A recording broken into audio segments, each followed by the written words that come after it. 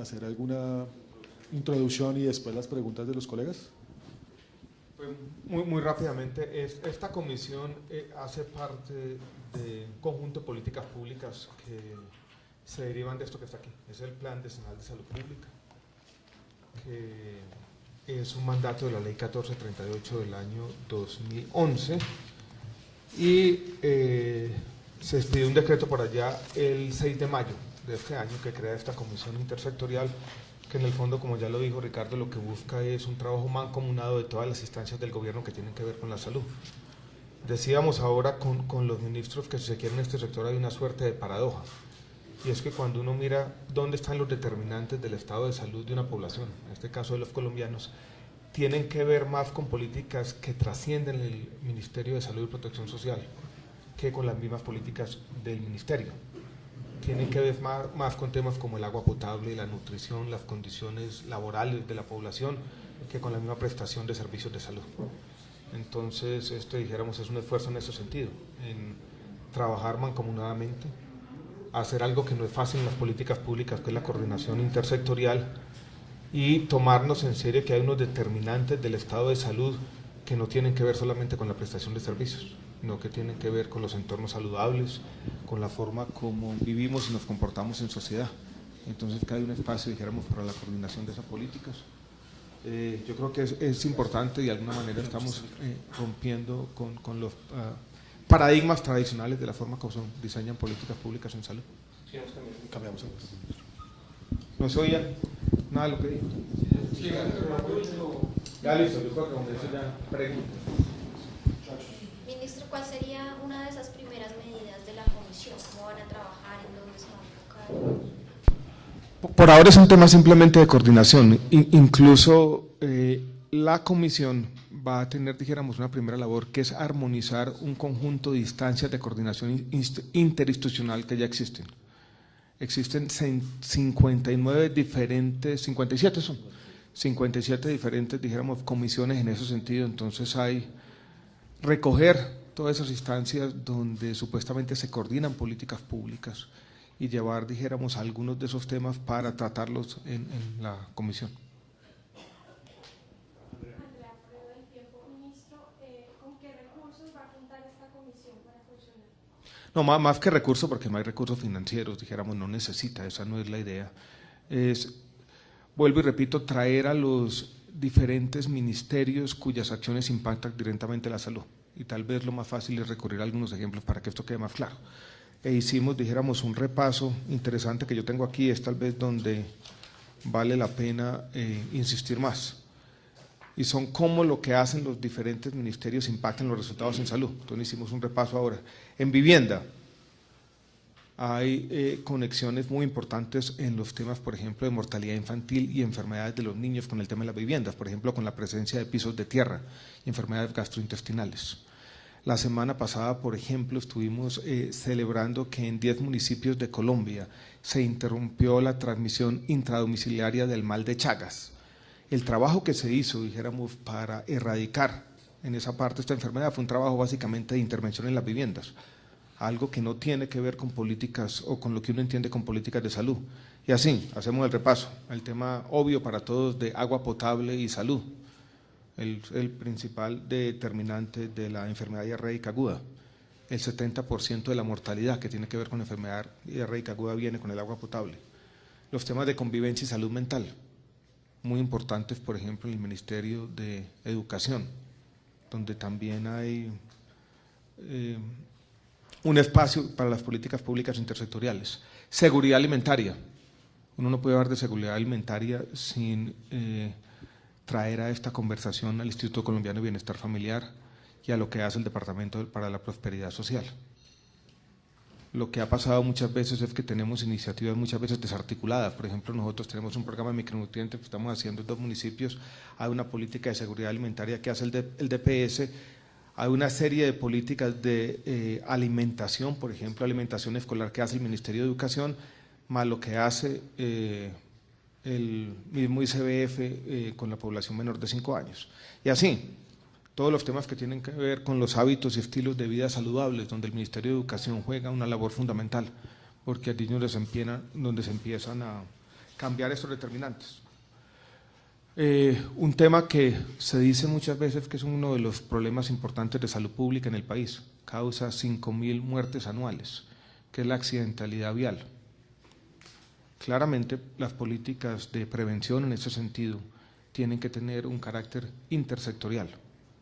Seguridad de las vías, seguridad de los vehículos y cambios de comportamiento. Si no hay una conversación entre los diferentes ministerios y eso no se hacen de manera articulada las políticas públicas, no vamos a avanzar. Entonces, más que un tema, dijéramos, financiero, es tener una instancia formal donde se den estas conversaciones y donde podamos, dijéramos, articular las políticas públicas, porque, repito, ahí si se quiere, Marta me da los porcentajes, pero cuando uno mira cómo la prestación de servicios de salud afecta los resultados en salud, el porcentaje es el 11% nomás, aunque lo que la gente percibe es el 90%. Entonces hay una especie de paradoja. Lo que hace el Ministerio de Salud solo afecta en el 11% de los resultados de salud de la gente. Ese otro 90%, 80% tiene que ver con cómo nos comportamos y tiene que ver con políticas o con instancias que pueden ser afectadas por políticas que tienen que ser intersectoriales, para decirlo de alguna manera. Ministro, pero entonces, ¿cómo van a trabajar, digamos, con esos ministerios para llevarse a cabo esas políticas? O sea, ¿cómo van a hacer ese trabajo en conjunto con ellos? Pues la comisión es eso, la comisión es una forma de tener esa conversación. Hay 9 ministerios, 3 departamentos administrativos para empezar a trabajar conjuntamente, tema por tema, tópico por tópico. Ministro, hay algunos temas prioritarios, ejemplo, problemas de agua en Yopal, hambruna en La Guajira. ¿Hay algunos temas que se trabajarán de manera prioritaria dentro de esa comisión intersectorial o todo ya tiene un plan estipulado? No, para la próxima comisión que se va a hacer en el mes de diciembre, la comisión se reúne una vez cada semestre.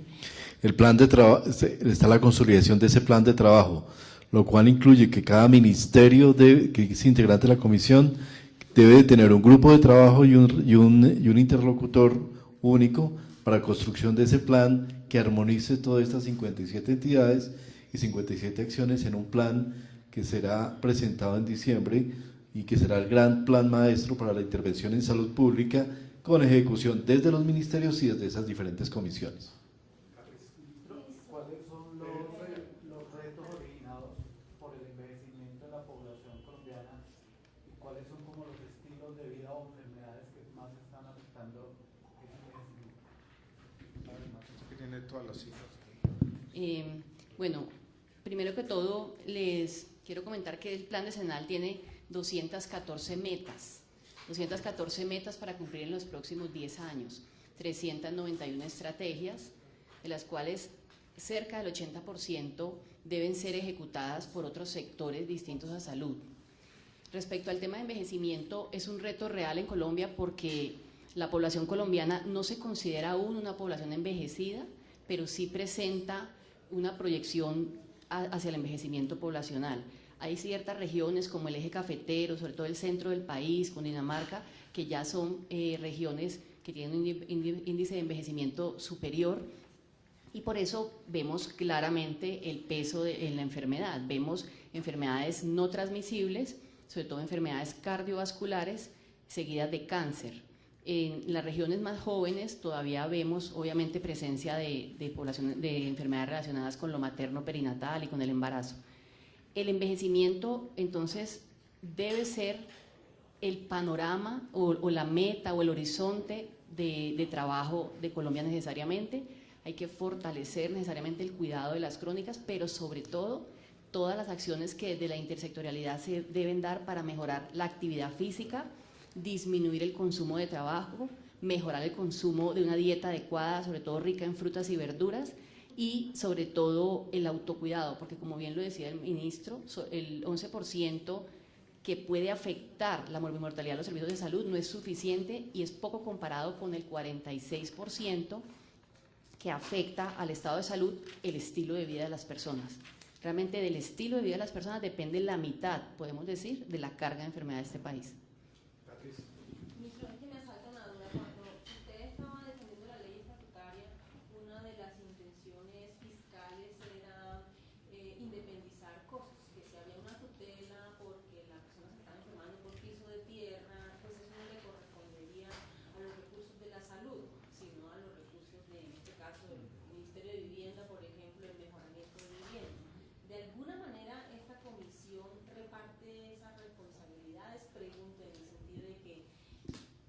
caso de las tutelas, digamos, los temas de salud sean atendidos por el ministerio, pero que de alguna manera se remitan esos otros aspectos que también son salud, como la accidentalidad, los riesgos laborales, el mejoramiento de vivienda, en el tema económico, digamos, ustedes puedan decir, comisión intersectorial, me pusieron esta tutela, no es salud, atiéndalo usted con el Ministerio de Vivienda.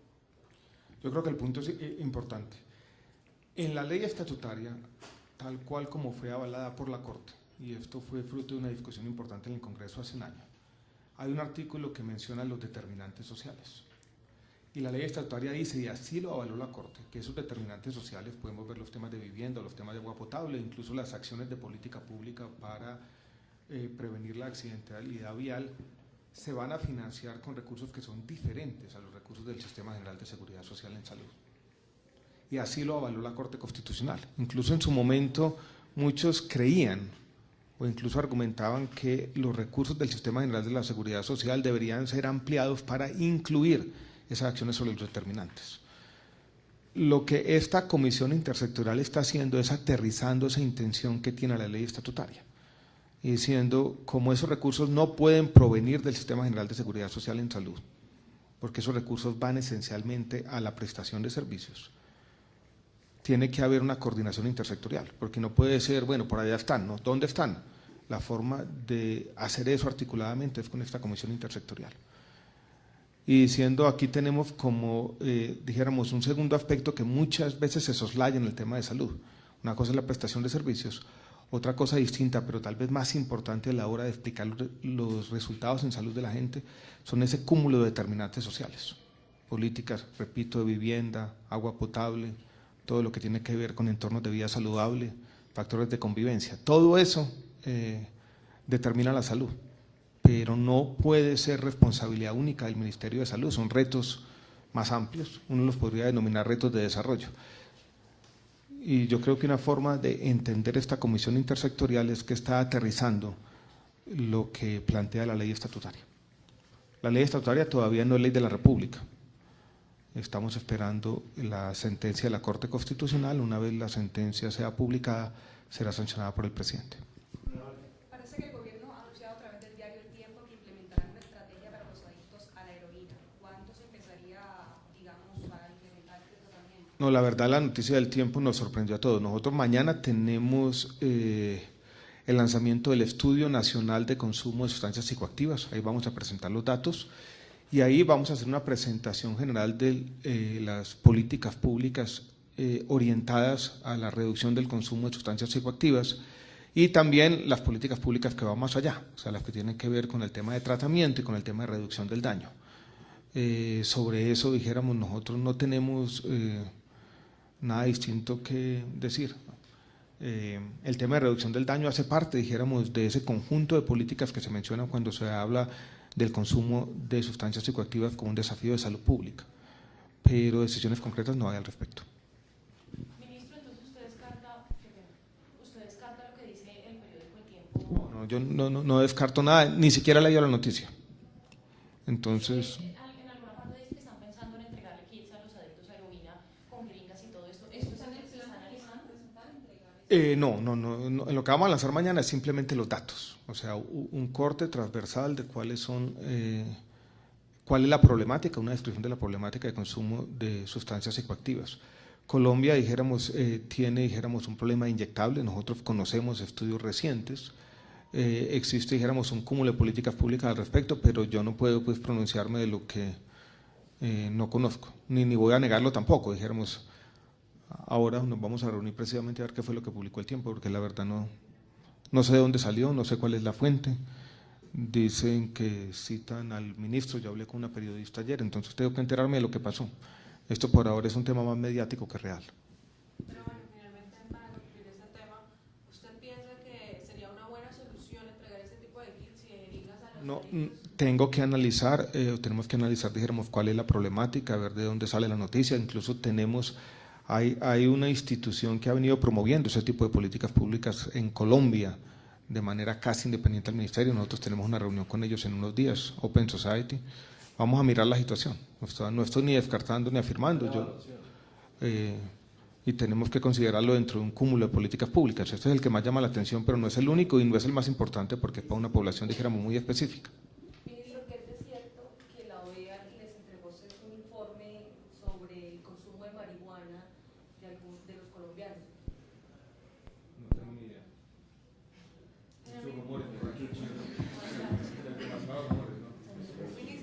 Lo que tenemos mañana es el Estudio Nacional de Consumo de Sustancias Psicoactivas, donde hay preguntas específicas sobre marihuana, por ejemplo, pero para eso vamos a tener que esperar hasta mañana para conocer los datos, porque no nos vamos nosotros a autochiviar de esa manera, ¿no?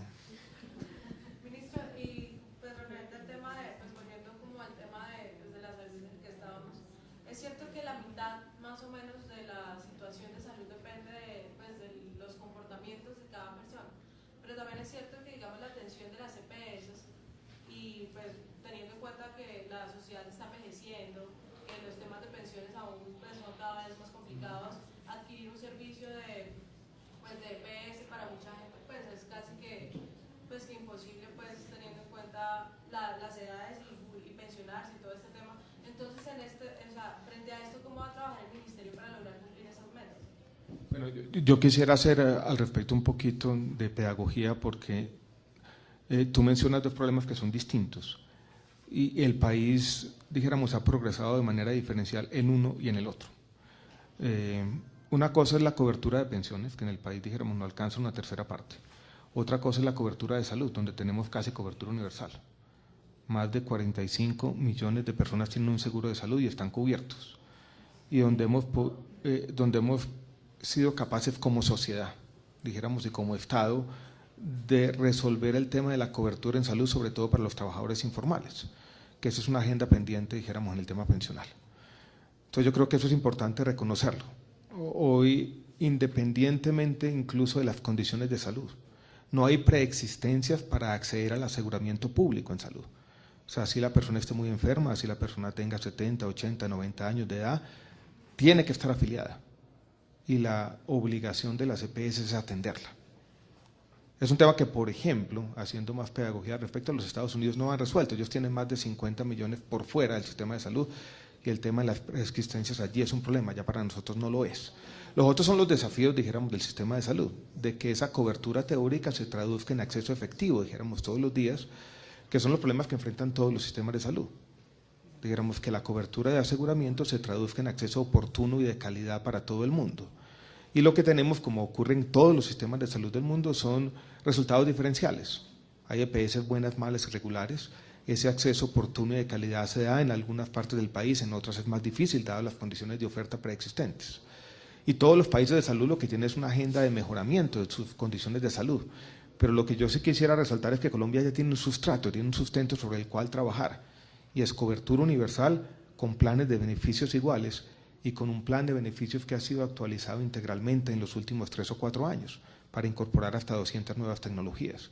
Eso ya es una base que nos va a permitir avanzando y que me ha permitido a mí decir lo siguiente, volviendo a un tema y tal vez yendo más allá de la pregunta que tú me haces, y es que yo creo que hoy en día Colombia, puede ser distinto en el tema pensional, no necesita una gran reforma con mayúscula en el tema de salud. Lo que necesitamos es construir sobre lo que hemos construido y hacer que este aseguramiento teórico, donde ya casi el 100% de los colombianos estén cubiertos, se traduzca en condiciones en un servicio con calidad y oportunidad en todos los rincones del país, que es un desafío de mediano plazo. No lo vamos a poder cumplir inmediatamente, es un desafío para todas las sociedades democráticas, para los países en desarrollo y países desarrollados. Pero algo que ha sido difícil, un mensaje que ha sido difícil de transmitir es que Colombia, dijéramos, ya está en el tema de salud, dijéramos, es una frase ulterior a la que no hemos llegado todavía en el tema pensional, dadas las diferencias en cobertura en un caso y en el otro.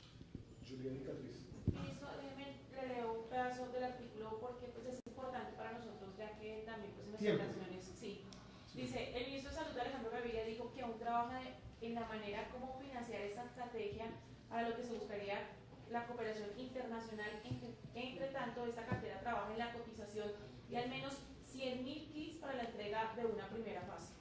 Lo de 100.000 kits, la verdad, no lo conozco. Yo estoy hablando de la estrategia en general, y la estrategia en general para el consumo de drogas psicoactivas tiene que tener al menos 3 elementos, o son los 3 elementos que aparecen siempre. una estrategia de prevención, que es tal vez la más importante, que tiene que hacerse, si se quiere, en el marco del Plan Nacional de Salud Pública y tiene que trabajarse sobre todo con las entidades territoriales, donde hay capacidades diferenciales y donde este es un problema que además tiene una geografía que es compleja. Está mucho más concentrado en el centro de Colombia, sobre todo en la zona cafetera y en Medellín. El tema de heroína sobre todo está concentrado en algunos lugares de paso. Ustedes conocen, por ejemplo, las historias de Santander, de Quilichao. Entonces, prevención es la primera parte.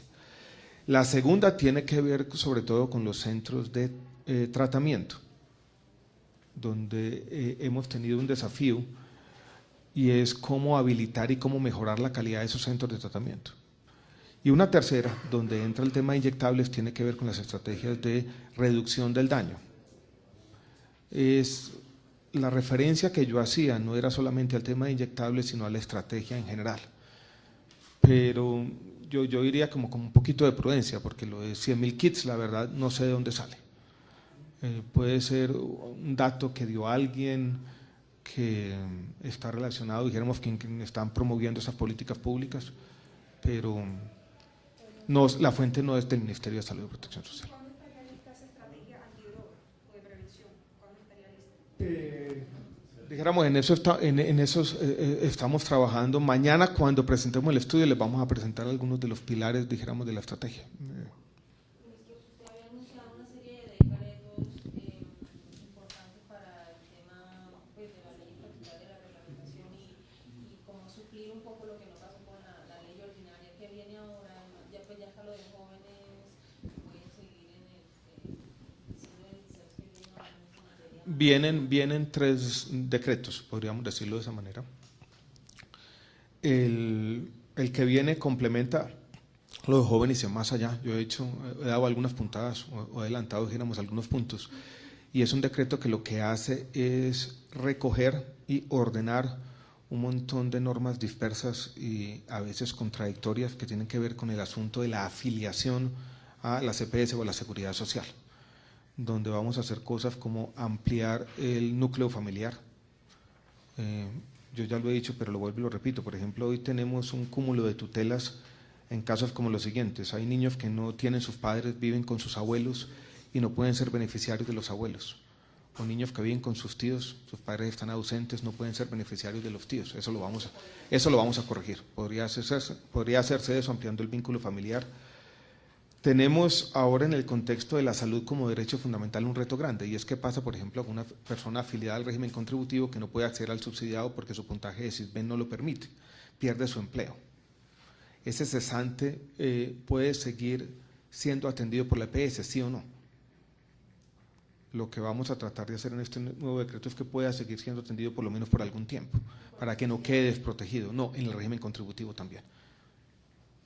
Y cómo se va a hacer y cómo después va a poder, cuando consiga un empleo, pagar las deudas con la Seguridad Social de lo que dejó de pagar.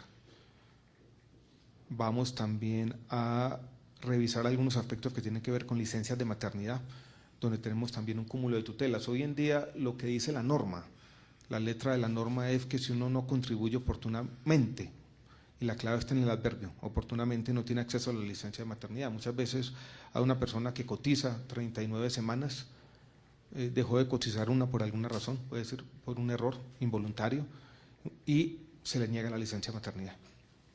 Lo que queremos es que por lo menos la persona tenga acceso a una licencia igual al número o al porcentaje de semanas cotizadas, o sea, en este caso a 30, 40 partes de la licencia. Cosas como esas, dijéramos, es una revisión de las normas de afiliación, todas pensando en el beneficio del usuario, no como se ha dicho por ahí en otros escenarios. Ese es un decreto. Y vienen otros 2. Uno que es importante y se ha anunciado varias veces, pero estaba en el congelador, sobre todo con el escenario de la ley ordinaria, y era el de las normas de habilitación financiera para la CPS, subsidiado y contributivo, que fijan tanto el capital mínimo como el margen de solvencia, como la forma como deben invertirse los recursos de la salud, lo que se llama la inversión de las reservas técnicas. Teníamos ya un borrador de ese decreto hace un año, estamos reviviéndolo. Tenemos todavía que definir un aspecto que es el aspecto fundamental y es la transición, o sea, cuánto tiempo debe pasar para que las EPS cumplan esas condiciones financieras. Ese es el último aspecto que tenemos que resolver. Ese decreto los estaremos publicando para comentarios en cuestión de semanas también. Yo creo que eso es importante. Ministro, y el proyecto de decreto que ustedes adelantaban, con el que se reducía del 65 al 40% el pago por día de incapacidad, ¿en qué avanza? Ese proyecto de decreto era un proyecto que estaba colgado allá en el ministerio. Hubo una lectura equivocada que se hizo de ese decreto. Ese decreto ni siquiera lo conocía yo. O sea, ese decreto no hace parte de este decreto de afiliación. Yo creo que esa interpretación del 65-40 no era la que era, ese no era el espíritu de ese decreto, pero ese decreto no está siendo considerado.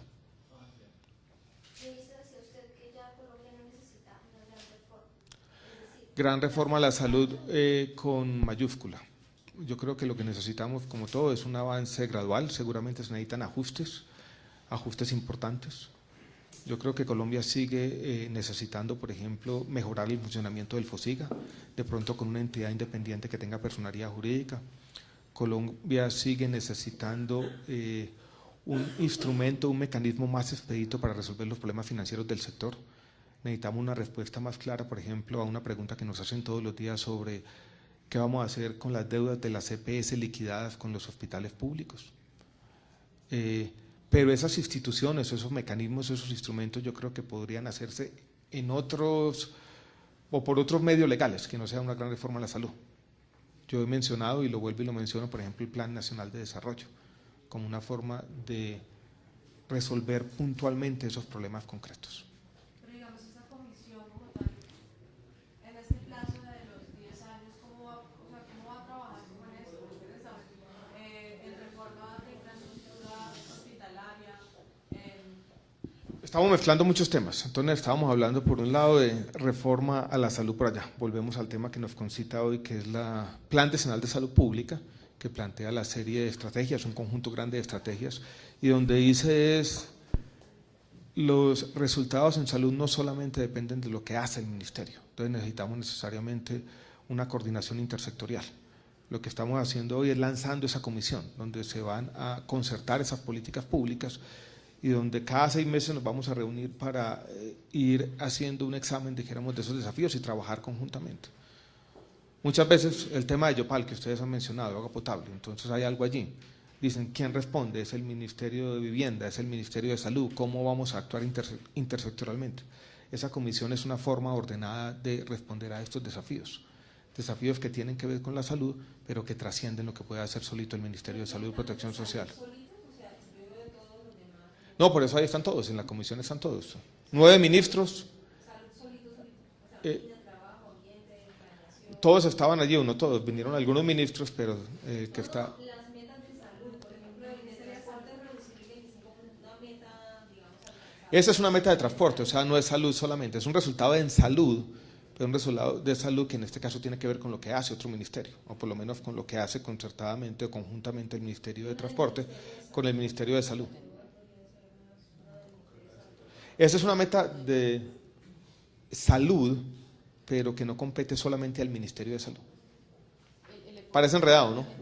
Pero, no lo entendí, no lo entendí. Aquí están todas Que no sé qué está las leyendo ahí. ministerios que tienen que ver con salud. ¿Qué es lo que tienen ustedes ahí? ¿El boletín de prensa? Ah, bueno, es que...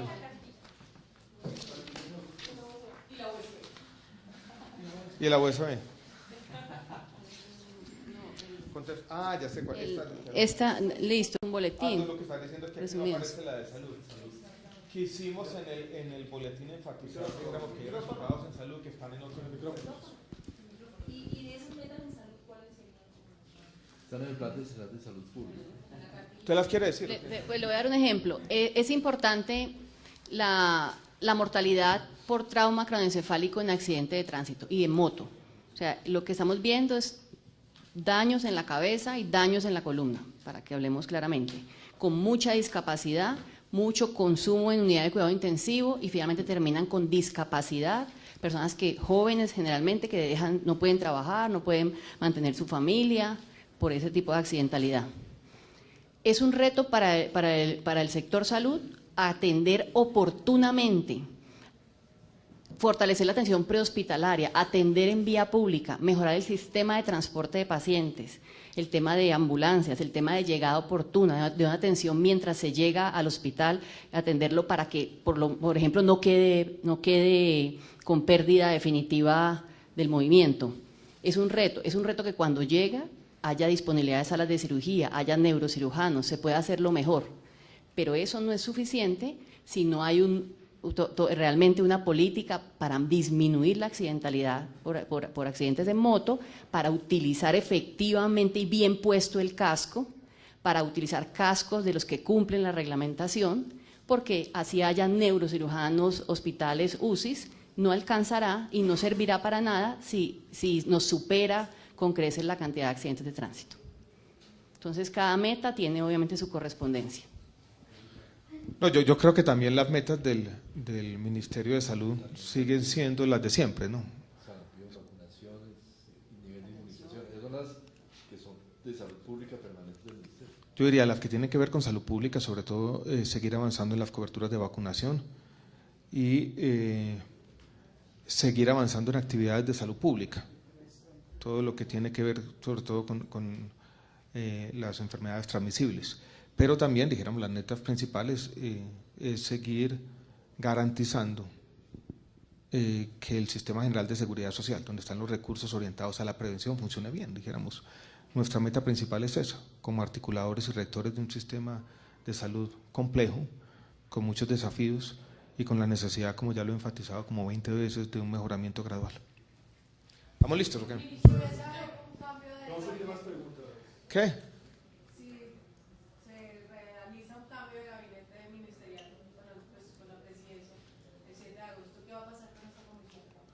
Seguirá con los nuevos ministros.